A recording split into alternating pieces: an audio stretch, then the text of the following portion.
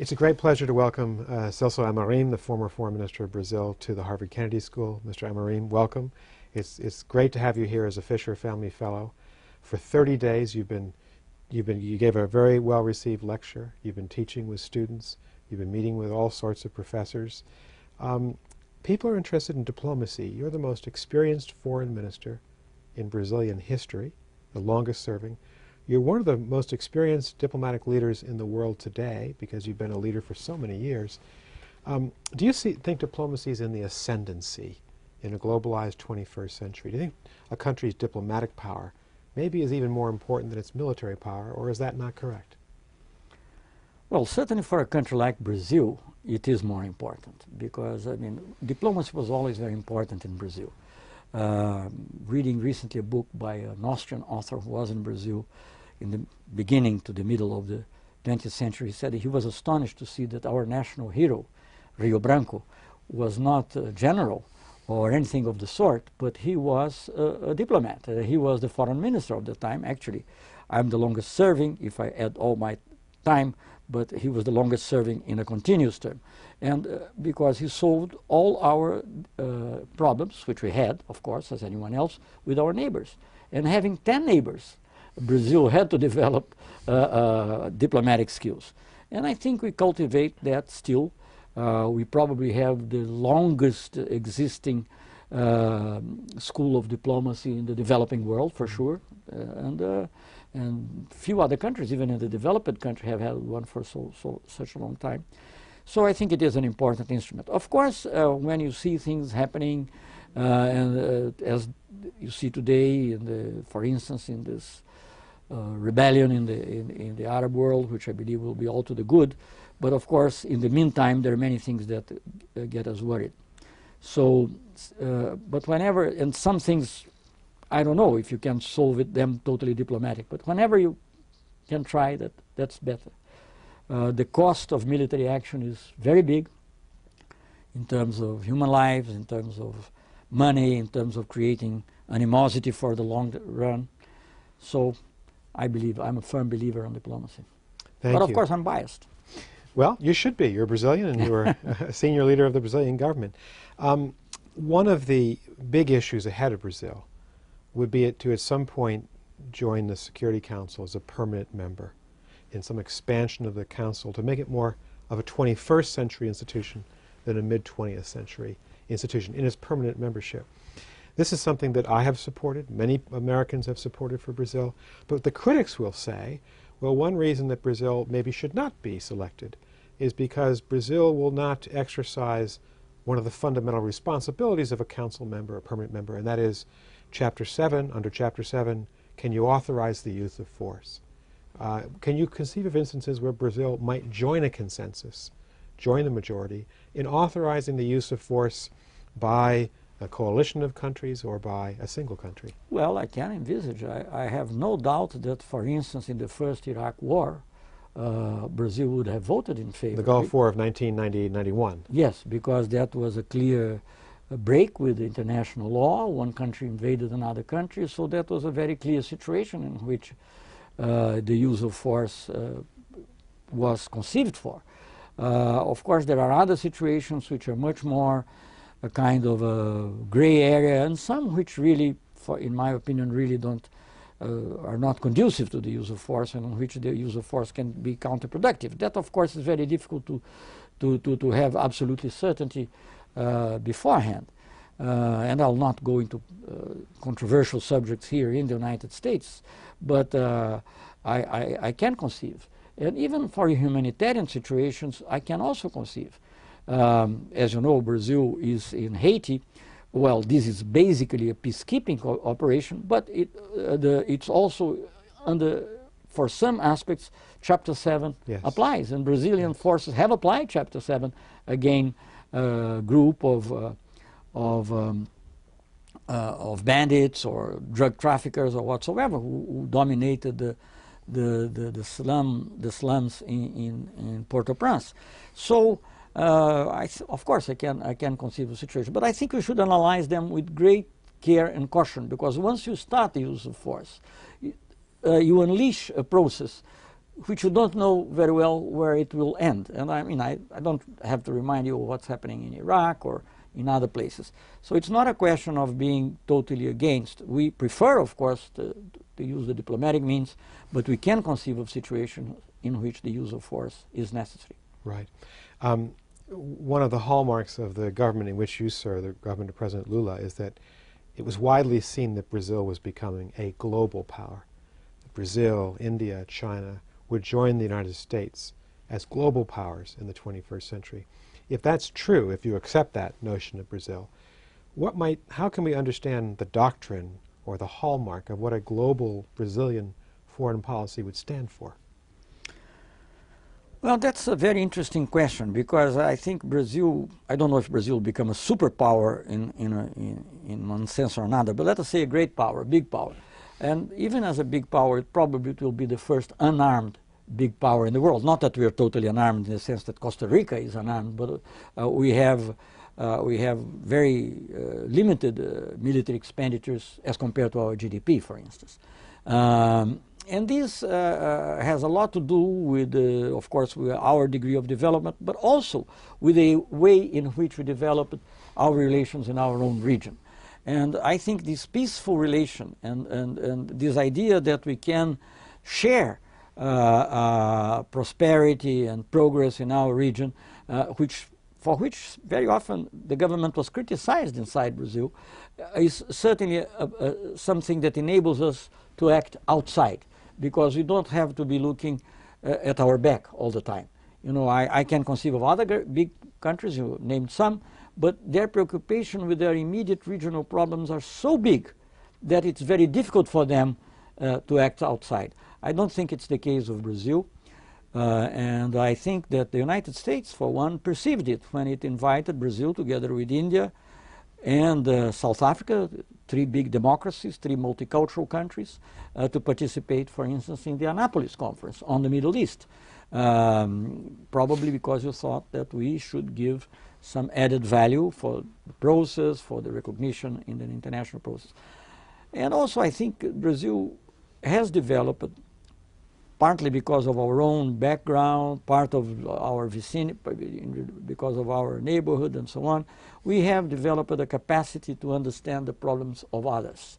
I think this is a very, I have learned that one very fundamental aspect of a good diplomatic behavior is to see that you are not the owner of the truth. I mean, you can be convinced of your values, but you have to... So to be humble, have some humility. Have some humility, and to understand that politics is not religion.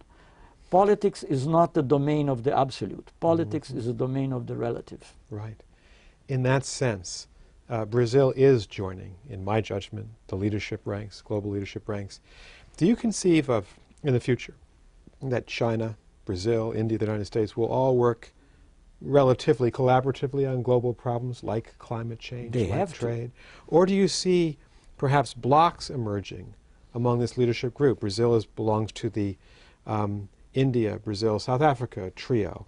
Brazil is part of the famous BRICS, conceived by Goldman Sachs.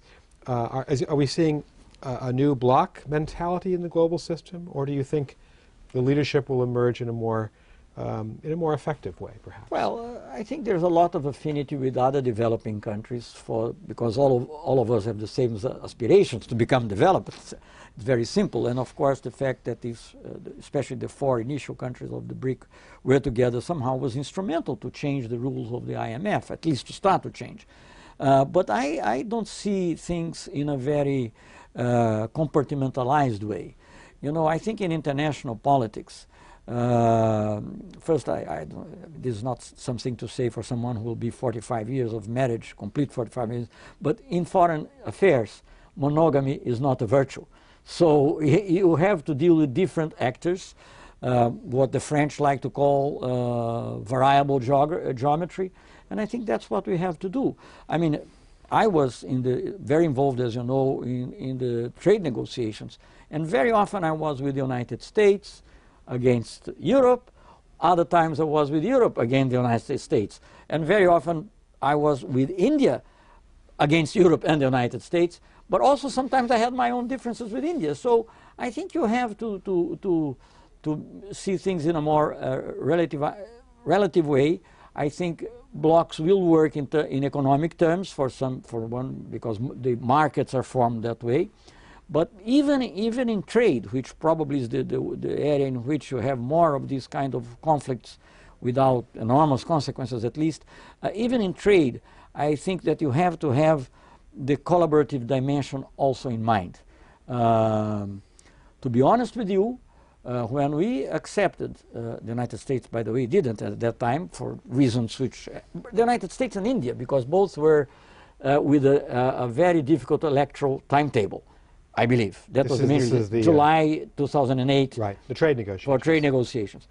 I think in that particular case, there was no person with whom I fought more than Peter Mandelson, who was the European Commissioner. European Union representative. But we both, at that point, I would not say that we put the global interest above our interest, because that is not possible, but we somehow nuanced our particular interest with the global interest, because we have an interest also that things go well globally. I think the United States did that, for instance, in 2001, when the Doha agenda was launched, and you showed flexibility in a very important issue, which was intellectual property, patents, and medicaments. And that had to do, in my opinion, with the fears of recession. So, you know, you have to see how these global things operate, because it's in your own interest also. But it's not very easy sometimes when you have two people, either of the manufactured association or of the agricultural lobby, saying you have to do this and that. So that's why probably we have trade negotiations under the foreign ministry, which is a little less subject to this constant sectoral pressure than the USTR here, I would say. I don't envy, by the way, the plight of my colleagues in the USTR. Thank you. Final question. Brazil and the United States obviously share a responsibility to help resolve conflicts in our hemisphere, to help countries that are suffering, say Haiti, from natural disasters like the earthquake. We've never been rivals. We've never fought each other, and we never shall fight each other. We're friends. But people speak even of an unwritten alliance. I was going to ask, so what will be the nature of, in your judgment, of this relationship between two very strong powers, sharing the space of the Americas, sharing responsibility? Will we be strategic partners, very close, or friendly rivals? Or how would you characterize it? Well, I think we should move into strategic partnership. I'm a firm believer that we could do that. But in order for that to happen, of course, you have to understand, let us say, not conflict, but the otherness of Brazil. Brazil is Brazil. The United States is the United States. We are not the same. We can bring new perceptions. We share the same values, and we are democracies. We are multiracial countries and multicultural. And as you mentioned, like India also. I mean, we formed this group, the IBSA, because of these characteristics. So I think that we have everything. But I think it's not very easy, even unconsciously, for the United States. It's not easy in Brazil either, for different reasons. But it's not easy in the United States to come to grips with the fact that there is another global power, even if it's lesser power in military terms, another global power in the hemisphere. The hemisphere had only one superpower, only one big power. If you have two, that's a new, so you have to adapt to this new reality. I think it's possible, and I think we should. Do you believe that's what President Obama seeks? Because he's been talking about, his hallmark has been, we need to share power around the world, share responsibility to solve these very complicated global problems. So we're all in the same boat. He has a very different way of talking about American foreign policy that I think would make the point that perhaps there can be two great powers in this hemisphere who can coexist and be friends. No, I think so, and I think we will be friends and we'll coexist. I have no doubt about that, by the way. I mean, the question is whether we can move from friendship to a strategic partnership. Right, I agree. This is the real question. I have no doubts. I mean, the number of Brazilians who study here and so on, and the number of people say to me, oh, I love Brazil and so on. So, no, I have no doubt about that. The motion picture that's biggest hit now, it's about Rio, and it's a Brazilian who made it here. So, you know, all that brings us together. But I think in terms of strategic partnership, really, one thing that is not always easy, I believe, to understand for the ones who are used to be at the top, in my humble opinion, is that when you ask someone to cooperate with you, to do things that you can't do, you have to take into account that this person, this is true in normal life, but or this country, may also have its views of how to get there. And these views may not be exactly like yours, but if you want its cooperation and not just, let us say, someone to be a kind of at your service, then you have to understand that the way of doing things may not be exactly the same. This is very important in any alliance.